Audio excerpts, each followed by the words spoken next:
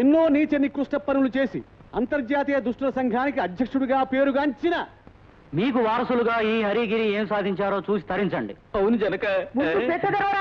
ఇదిగో తెరుస్తున్నా తెరుస్తున్నా తెరుస్తున్నా.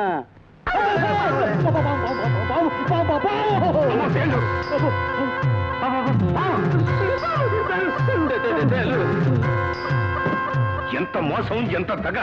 మన్ని ఫూల్స్ చేసిన వాడు ఎవడో ఎక్కడ ఉంటాడో అసలు ఏం చేస్తుంటాడో వెంటనే కనుక్కోండి. జనక నీ చెవుల్లో పూలు. జనక నీ చెవులో కూడా పూలు. నాకు దెబ్బ తగిలితే నువ్వు అబ్బా అంటారా డబ్బా? నీతో అతుకొబ్బుటాను కదా, నీతో నాకు తగులుతున్నారా సుబ్బా. నిమిషం తేడా లేకుండా ఖర్చుకు పుట్టి నా ప్రాణాలు తీసేస్తున్నారు. ఏం తెలుసుకుని మీరు ఆ ఉద్యోగాలకు వెళ్ళారు?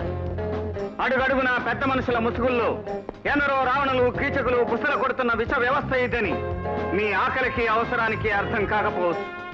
ఆకర్షణకు లోనై ఆపదల పాలైతే పట్నం లాంటి బతుకు బద్దలవుతుందని మీకు తెలియకపోవచ్చు. అందుకే మీ రక్తం పంచుకు పుట్టకపోయినా రక్తానికి రక్తం అందించడానికి, ఏ ఆపదొచ్చినా ఆదుకోవడానికి ఈ ప్రజల మనిషి సిద్ధంగా ఉన్నాడు. దండాలు బాబు, మీరే మా పాలిట దేవుడు. వెళ్ళండి. మీకోసం ఎవరూ రాలేదా?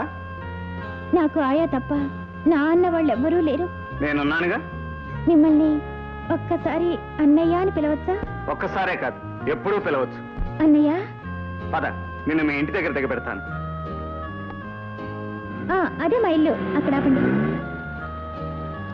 మళ్ళీ అండి అనే పిలిపేమిటి? అన్నయ్య. Very good. ఒక్కసారి మా ఇంట్లోకి రా అన్నయ్య, మా ఆయమ్మని పరిచయం చేస్తాను. ఇప్పుడు కాదులే, మరోసారి తప్పకుండా వస్తాను. మర్చిపోకూడదు. చెల్లి మర్చిపోయినా ఈ అన్నయ్య మర్చిపోడు. Thank you.